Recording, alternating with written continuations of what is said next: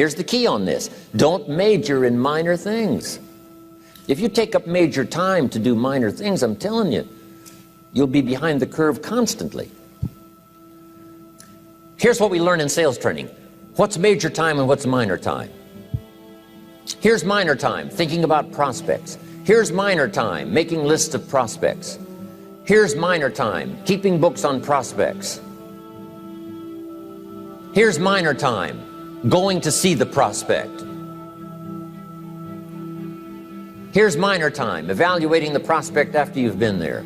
That's all minor time. Here's major time, in the presence of the prospect.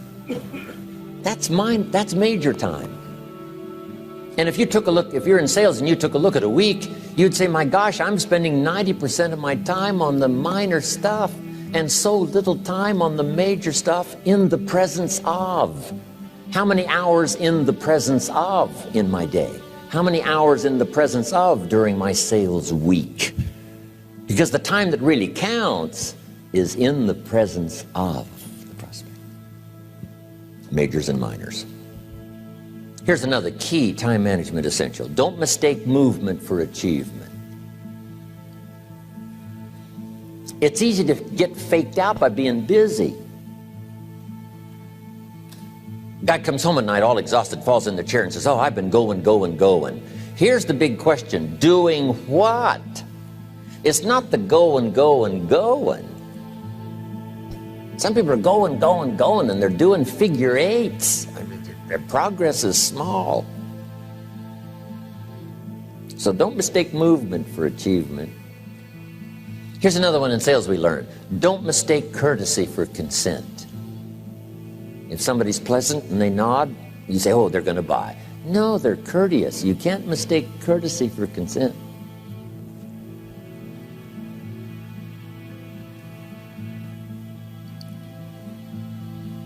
Now here's a big one, concentration. I had to learn this. All those years ago, I'm in the shower trying to compose a letter. Found it turns out to be a strange letter. So here's what I learned to do. Save the work till you get to the office. Save the work till you get to the work. Don't try to get to the office on the way to work. On the way to work, enjoy the way. In the shower, enjoy the shower. Then go to work when you get to work. I found this to be helpful. Concentration. Here's another big one. Learn to say no. I'm telling you, in such a social society we have now, it's so easy to try to be a nice person, saying yes to everything. Find yourself overloaded. Now you got to call and make the, well, gosh, you know, all the time it takes to back out of something that you said yes to too quickly. Here's what might be better. I don't think so, but if that changes, I'll call you. Little things you can use not to overcommit yourself. My friend Ron Reynolds says, don't let your mouth overload your back. It's a good one. Now here's a big one on time management. When you work, when you play, don't mix the two. Don't work at play. I used to take my family to the beach and I would bring my briefcase.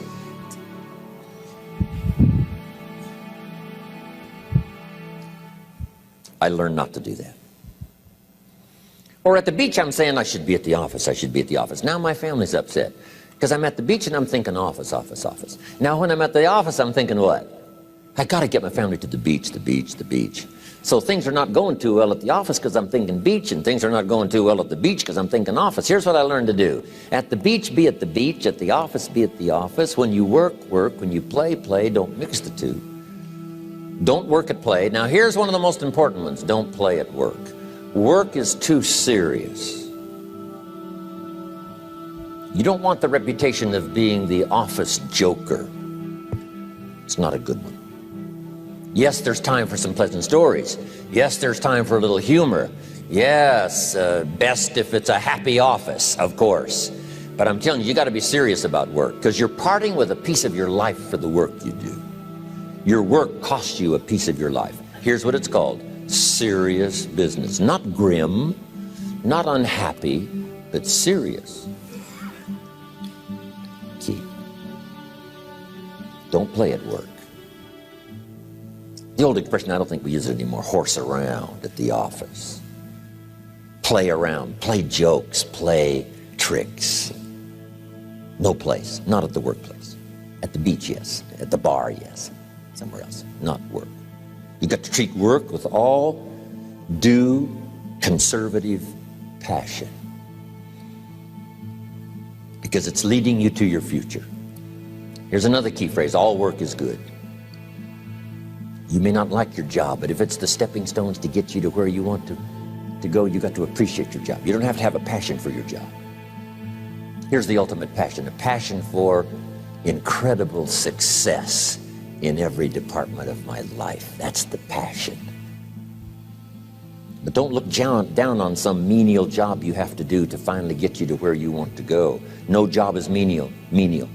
No job is not, no, every job is noble.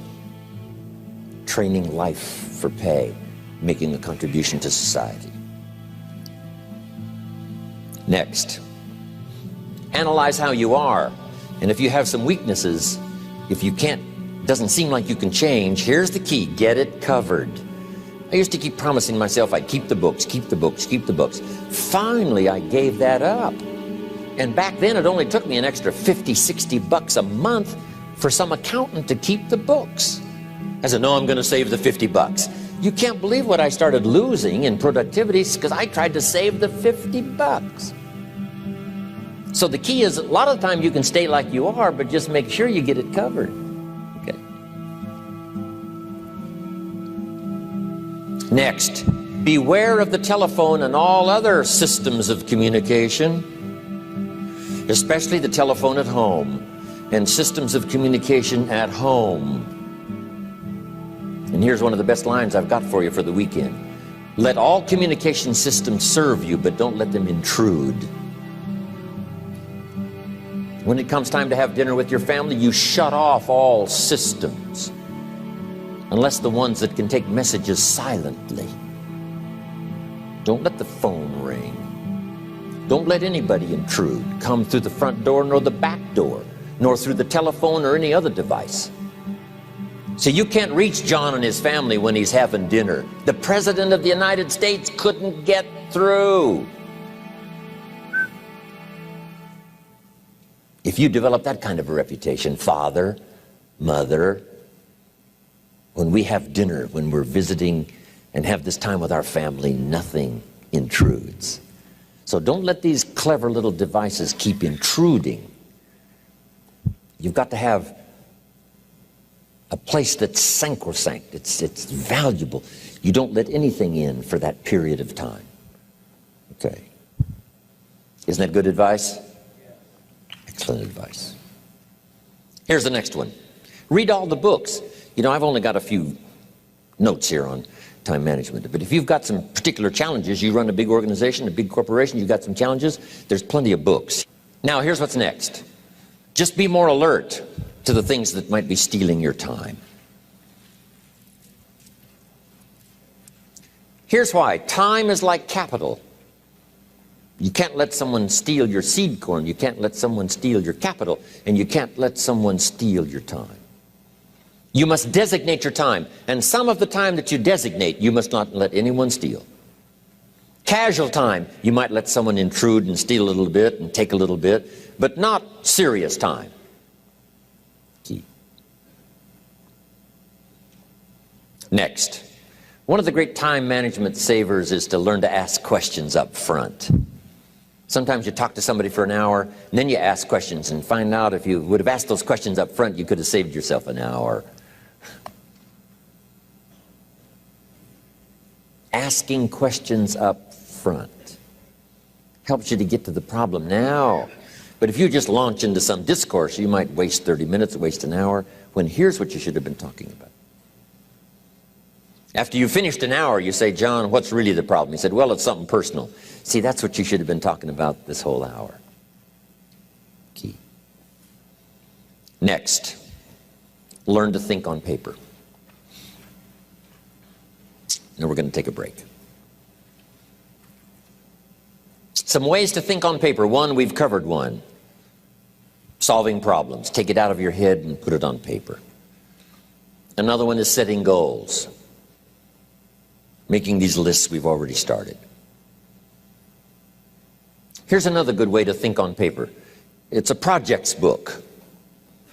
Each person you're working with and each project you're working on, get a loose leaf binder and a tab and some pieces of paper behind the tab, and do a little continual summary of how it's going between you and that person and between you and that project. I call it a projects book. It is so useful to me. But what's going on between you and this person? When you last got together, what did you talk about? And you got a few notes there. Here's what we talked about the last time we got together. Now when you get together again, you can review that so you'll know better what to talk about. When the president gets ready to travel and he's going to meet some important people, guess what they bring him? All these briefing books. Right? The last time you were with Khrushchev, Kennedy is informed. Here's what he said and here's what you said. Kennedy said, oh, that's valuable. I need to remember that. If a person is important, it's worth a little running account. You might even have a projects book for your children. Here's what's happening between me and my child. We've talked about this, and we've talked about this, and we've talked about this. Next, a day timer. Keeping track of all of your appointments. You know, mine is all filled with, when to catch an airplane, and when to do a seminar, and when to sit down and have a conference, all the rest. Next is a game plan. If you've got a house and the insurance is going to come due and some other things are going to come due, you just put it on a spreadsheet and make sure it's taken care of. Key phrase, take things out of your head and put them on paper. And the key is to just experiment with different ways that helps you to do that. Now here's the last one, thinking on paper. And that's to keep a journal. One of the things I'm known for around the world, have been now for 39, 40 years, is keeping a journal. Now my journal is not it's not necessarily it's not like a diary. It might be part diary. I'm flying over Ireland and I write down a few little things that impress me. Today I met this person. Wow, what an extraordinary event. Today I conducted this seminar in Rome. 1,000 people stood up and sang for me. I've got a little bit of a diary in there. But here's what primarily your journal is for. Collecting good ideas. A journal is to collect good ideas on your health, good ideas for your business, good ideas for your future, good ideas for time management. Because I used to take notes on pieces of paper and torn off corners and backs of old envelopes and restaurant placemats. And I threw all this stuff in a drawer. It did not serve me well. I finally learned to get a bound copy, right? And just keep a journal, right? If I was here, I had my journal, I'd be taking notes, right? These 2 days in my journal. Now, if you're caught without your journal, you just take the notes when you get back home.